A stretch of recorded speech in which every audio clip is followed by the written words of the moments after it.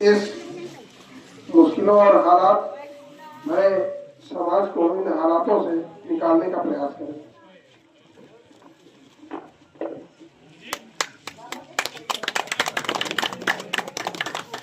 बहुत बहुत शुक्रिया हमारे छोटे भाई राशिद रिजवी साहब का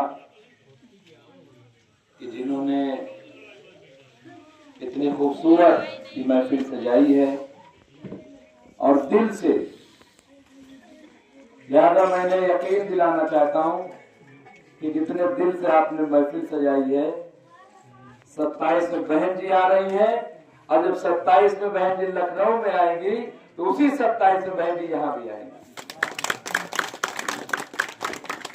मैं सबसे पहले हमारे बड़े भाई क्या वो बात हुई थी जनाब आरबी त्यागी जी, उनका शुक्रिया अदा करूंगा। शुक्रगुजार हूं कि उन्होंने एतमाद हम पे जाहिर किया। इसके साथ साथ अभिषेक भाई हमारे छोटे भाई लगातार हमसे पिछले 4 महीने से लगे हुए हैं। हमारे सहपाठी, हमारे साथी, 40 साल का हमारा साथ है रामविलास भाई का, मैं उनका शुक्रगुजार हूँ। और तमाम हमारे जो साथी में बहुत सारे लोगों का नाम नहीं ले पा रहा हूँ, हमारे भाई हैं भैया, मैं उनका भी शुक्रगुजार हूँ कि इतनी रात में सर्दी के मौसम में बैठे हैं। सब लोगों का मैं माफी चाहता हूँ, ताखीर हो गई, लेकिन ये जो ताखीर है ये इस बात की दलील है कि बहन जी आ रही है। क्योंकि आप सोचिए, अभी जुमा 8 दिन हुए हैं, लेकिन मैं सुबह से निकला हूं और अभी भी कई गांव छूट गए और हम वहां नहीं पहुंच पाए। इतना लोगों का प्यार, जबकि न कोई अनाउंस, न कोई पर्चा, न कोई डेट, कुछ नहीं। ये कि सिर्फ हमें यहाँ पे आना था। रामविलास भाई से बात हुई, अभिषेक भाई से कहा कि जब आप आ रहे हो, यहाँ गांव में एक शादी थी, हमारे इरफान खान साहब जो है, तो क्यों ना आप जब आ रहे हैं पहली बार ज्वाइन करने के बाद, तो आपका क्यों ना यहाँ पे स्वागत हो और हम लोग सब चले। तो हमने कहा मेरे स्वागत की जरूरत नहीं है, लेकिन मैं अगर बीएसपी में शामिल हुआ हूं तो मैं ये चाहता हूं कि ये बात पता चले लोगों को, और मैं शामिल हुआ हूं तो मैं ये कहता हूं कि खुदा जानता है कि ये ऊपर की तरफ इशारा हुआ है कि मुमताज जाओ और बहन जी आ रही, बहन जी के साथ लग जाओ।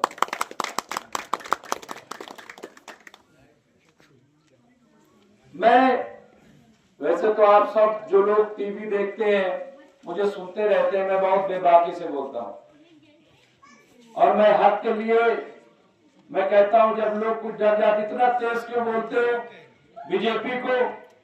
वो तो बहुत खूंखार पार्टी है, वो तो सबको अंदर डाल देती है, ईडी भेज देगी, सीबीआई भेज देगी। तो मैं कहता हूं कि जब वो भेजेगी तो तिहाड़ भेजेगी ना, तो मैं तो तिहाड़ भी होकर के आ गया हूं, मुझे कोई डर नहीं है। चले तो पैर के नीचे कुचल गई कोई शय, चले तो पैर के नीचे कुचल गई कोई शय, नशे के झोंक में देखा नहीं कि दुनिया है। ये जो हरकत कर रहे हैं उनको जवाब देने का वक्त आ गया है। और मुझे खुशी है कि हम जहां पे खड़े हैं, यहाँ पे 20% अगर मुस्लिम है तो 80% यहाँ पे दलित भी नौकरी है, और दोनों में ऐसा है। यहीं से आप मिसाल जलाइए और पूरे कौशाम्बी में फैल जाइए पैगाम देके। मैं बीएसपी में क्यों शामिल हुआ, रामविलास भाई बता रहे थे, मैंने आइडियोलॉजी देखी। आज सच्चर कमेटी की रिपोर्ट में सबसे पहले ज्योतिबा फुले, इसके अलावा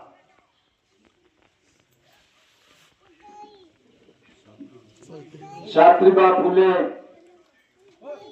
और साहू जी महाराज,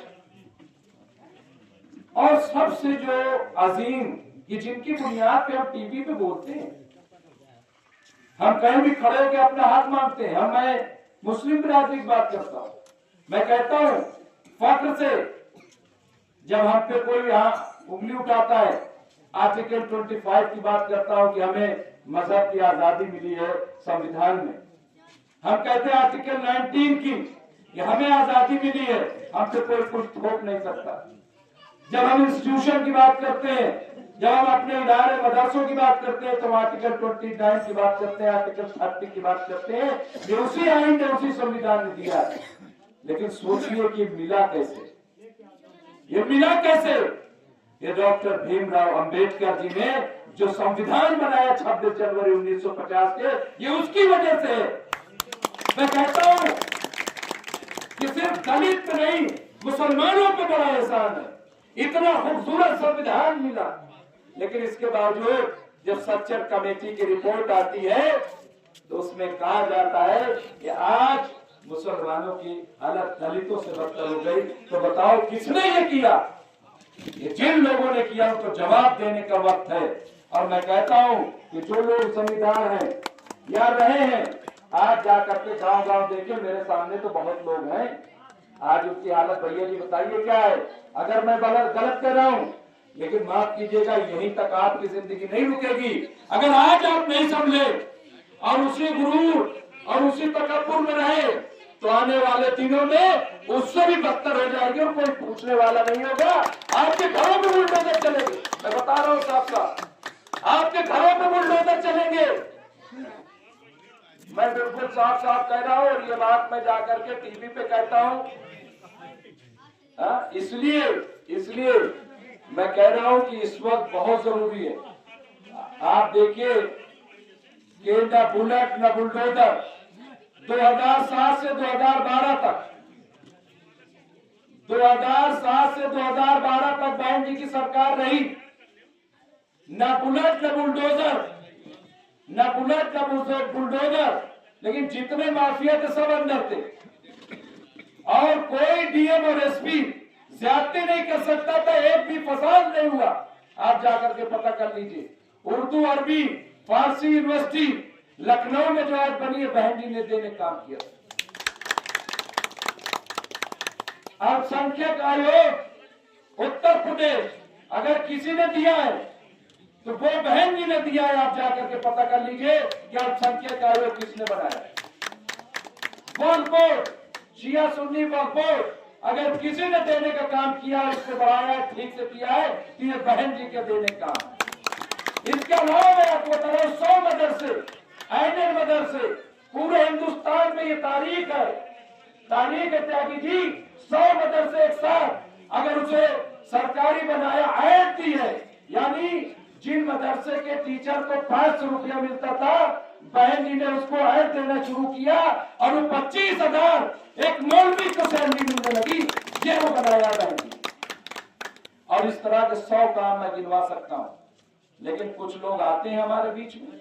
अभी मैं डिबेट में था 6 बजे आर भारत पे, और वहां पे जज्बाती बातें होती, वहां सवाल उठाया गया, और मैं बिल्कुल रियलाइज करता हूं कि जज्बाती और भड़काऊ भाषण दे करके, और हम लोग भी जज्बाती कौन है, हमें जज्बात बहुत अच्छे लगते हैं, बाद में चाहे जो कुछ हो जाए।